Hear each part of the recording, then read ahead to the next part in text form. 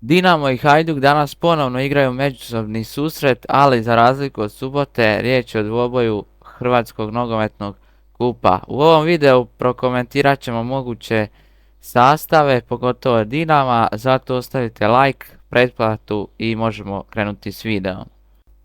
U subotnjoj utakmici gdje je Dinamo svladao Hajduk na Poljudu 1:0, Hajduk je zaigrao u sastavu gdje je Lovre Kalinić bio na vratima, desno je bio Mufi, u obrani Šarlija i Prpić, lijevi bek je bio Diallo, u sredini trojac su činili Pukšta, Sigur i Krovinović, a u napadu su se nalazili Sahiti, Klein Heišler i Livaja.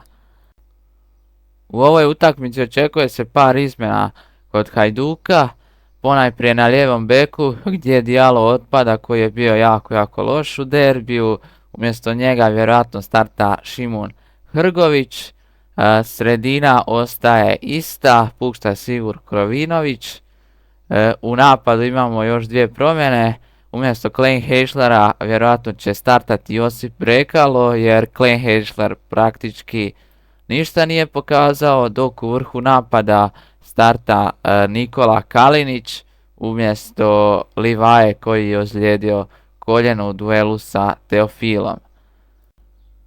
Kod Dinama u subotu bio je Ivan Nevistić, lijevo je bio Pierre Gabriel, desno Ristovski, u obrani Teofil i Bernoe, u vezi su bili Mišić i Ademi, malo ispred njih Martin Baturina, lijevo Hodža, desno Kaneko i u vrhu napada Bruno Petković. Kod Dinama isto tako očekuje se par promjena, prije svega u sredini.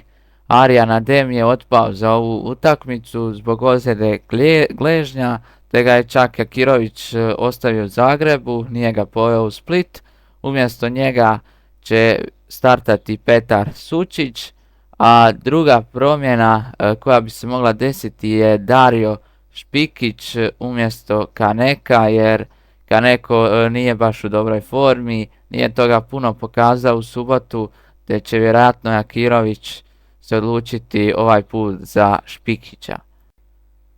Također postoji još jedna moguća promjena, a to je na lijevom beku.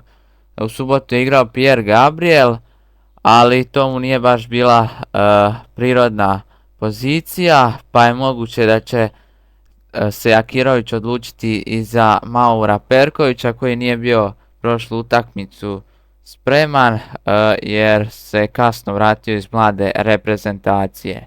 Evo, to je to ljudi moji od ovog videa. Pišite svoja predviđanja, šta mislite šta će Jakirović, što će Karloglan odlučiti za ovaj derbi i mi se vidimo neki drugi put. Lijep pozdrav!